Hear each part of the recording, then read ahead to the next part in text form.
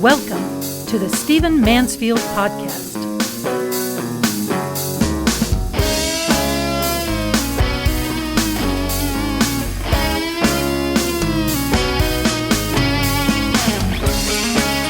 Well, welcome to the Stephen Mansfield Podcast. It's great to have you with me. I want to do something a little bit different in this podcast, but something that builds on what I talked about in the last episode of the Stephen Mansfield Podcast. You may recall that I talked about the Tulsa riot in my last podcast. I did that because there's a lot of discussion of it. I wanted to add the historical facts that I had dug up. I wanted to commend it to you as something to pay attention to, something that could be a turning point in American history. And I frankly want to help encourage racial healing in our generation. Many of you heard me reference the Tuskegee Syphilis Experiment and said you didn't know anything about it. And it's so important that I want to do one additional podcast coming out of African American history. And I'll do them again in the future. It's one of my academic specialties. But I really am glad for the opportunity to spread a knowledge of what the Tuskegee Syphilis Experiment was. The reason is that it's very relevant to what's going on today. It's not just about the racial reconciliation we need in our time, but it also explains why some African Americans, it explains in part why some African Americans are slow to get the vaccinations for COVID-19. We know that the African American community is hesitant. It doesn't seem to trust the American medical establishment as much as perhaps some other ethnicities and skin colors, so to speak. And so we have to ask ourselves why. Well, this is one of the reasons why. I've heard people doing interviews on television, African Americans, recently specifically reference the Tuskegee Syphilis experiments. Now, they've been over for decades, but it lives in memory. So I want to tell this story briefly, make sure that you know the salient facts.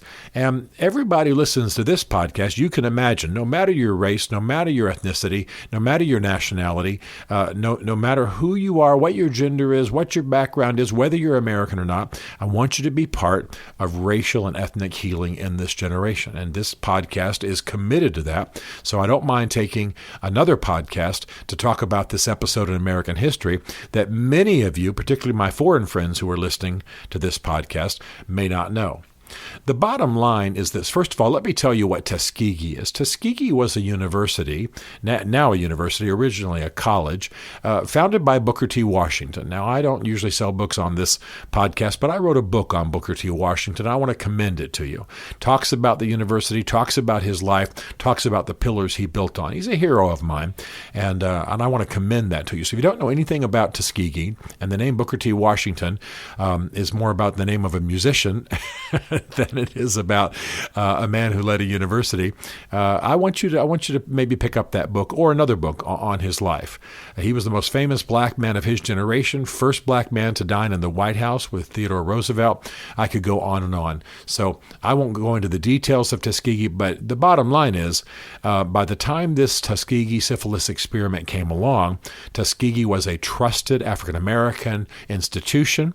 Booker T. Washington was long dead by that time, more than 15 years dead. But this school was chosen as a location for this experiment because Tuskegee was a trusted institution. So let's dive into some of the facts. This experiment, this program began in 1932, and it was initiated by the forerunner of our modern Department of Health and Human Services. It was called the United States Public Health Service. It's the forerunner of the department of our government that monitors medical and health services. Okay? And what happened was that a bunch of medical researchers wanted to do syphilis experiments as to the effects of syphilis. And so they decided to run a program which analyzed the syphilis problems of black men. Now, the problem is that they let this experiment go on far too long. They purposely misdiagnosed these men. They did not tell them about their true condition. They did not treat them properly. Even when there was a remedy for syphilis, they did not give it to them, and the experiments went on for decades beyond the founding of a remedy. So the bottom line is that the researchers told their subjects, now this is as of 1932, the researchers told their subjects that the experiments would last for 6 months. They lasted for 40 years. Okay, penicillin was determined to be the solution for syphilis as of certainly no later than 1947. But the reality is that the researchers did not tell the men what was going on. There had been a local term around Tuskegee in that part of Alabama and nearby Georgia called bad blood. And it just was a weakness, a tiredness, a sexual dysfunction. It had a whole host of a whole matrix of symptoms. But when men came in with that bad blood, the medical researchers quickly knew that it was syphilis, but they weren't telling the men that. So they were doing tests for bad blood. They were bringing them back. They were keeping them, and they were monitoring them for years and years without ever actually treating it. Well, you can already imagine what happened. These men who had syphilis and didn't know it, by the way, they thought they had some bad blood, something locally almost slang language, bad blood. They went home and infected their wives. And as a result, those wives gave birth to children who had defects and problems because they were conceived in a situation of syphilis. I'm not going to be overly technical here. Now, in our generation, we might conclude that syphilis is just a sexually transmitted disease. It doesn't sound that serious, and the reason, of course, is that we found the cure.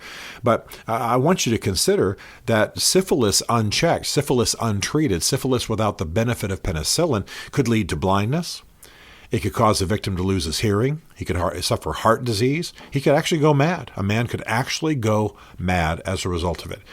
There were a host of other ailments that could arise. I can't list all of them, but it certainly could lead to death. So consider now that these men were being monitored and being told maybe they were being treated for years, and yet they had syphilis and weren't being told that. Went home, some of them infected their wives, children were born with problems as a result. How many men? More than 400 men. More than 400 men. And men died in the Tuskegee Syphilis Experiment. Think about it. Black men trusting the Tuskegee name because of its history, because of what it did, because of Booker T. Washington, went in, trusted these federal government medical people and their analysis, and they died as a result of it. Now, the evils of this thing did not end until 1972. And the only reason it did end when it did was that a medical researcher, one of the staffers, said enough, and he exposed it. He became a whistleblower and exposed it to the press. And the nation was horrified. They had no idea what was going on. So this program continued from 1932 to 1972. Now, come on. 1972. I mean, I'm in high school at that point. So from the time of just to try to place it for you, from the time of the Great Depression, 3 years into the Great Depression, all the way until 1972. Think about that. I mean, many of you listening to this were alive at that point. I was just in the early years of high school. I graduated in 76 from high school, so I'm in high school. Unbelievable. And so it was stunning. It was absolutely stunning. These men were treated like lab rats. Now, of course, their descendants sometimes have problems, and there are other things that continue to be passed down through generations. Thankfully, President Bill Clinton publicly apologized for it, said it was absolutely morally wrong, repugnant, should never have occurred in our nation. He was right, and I'm grateful that he did that. So I want you to consider that you're black. Consider that you're in a family. Consider that your father says, well, they did experiments on black men at Tuskegee. Historically, you've heard the phrase HBCU, historically black college or university. This is one of the premier and earliest black colleges and universities, one of the most prominent in our generation. Well, I shouldn't say our generation, maybe I should say in the 20th century. And imagine that you're in a family and this knowledge is being passed down to you through your father, through your grandfather, through your teachers, as it should be, by the way. And perhaps there are even family members, ancestors who went through this Tuskegee Syphilis Experiment. And perhaps death resulted, perhaps madness resulted, perhaps hearing loss resulted. Certainly sexual dysfunction could have resulted. Other sorts of things could have caused tremendous problems. And this is what is passed down through your family line. This is what's passed down in schools. This is what's passed down to you because you are a black man or a black woman. And imagine what that does. Do you trust the American medical establishment? Do you trust the medical departments of your federal government? Are you eager to rush out and get a COVID-19 vaccination? Now, I'm a white male, and I got my COVID vaccinations as soon as I could, because you know what? I don't have much hesitation. I've already shared with you. Grew up in the military. Vaccinations were part of life. My parents didn't even have to sign permission, man. We just went to school, got them, and then they herded us on into class at our Department of Defense schools that I grew up in all over the world. So for me, it was an easy choice, but I'm white. I'm a white male. I have no fear of those things. But if I was a black male or black female, I certainly can understand why that would be of concern. I didn't have any ancestors in the Tuskegee Syphilis Experiment, but I have friends who did, and they're hesitant, and they're questioning. These are smart, well-read, well-educated people. But they do not trust the medical establishment because they don't believe the medical establishment in this country has the concerns of black Americans uppermost in their mind. Now, we can argue that forever, but the fact is they have a legitimate reason for thinking that, despite the fact that for their own health reasons, I'd love to get them past it or love to get this addressed in the country or whatever the solution is. The reason I'm telling you this story is that most of you don't know it. Most of you don't know that for 40 years, more than 400 black men were intentionally misdiagnosed, mistreated, denied medical solutions, denied the solution to a malady, to a disease that could have meant their death and could have meant multiple forms of impairment before that death. That got passed to women, got passed to children, that still is working down through some family lines. It affects people's attitudes towards the medical community. It affects people's fear about their own health. And it's a factor in American history. And by the way, me telling this story, one of the things it ought to do too is cause us to realize that, and this is going to sound trite and maybe even silly to some of you, but the fact is we're not all living out of the same history.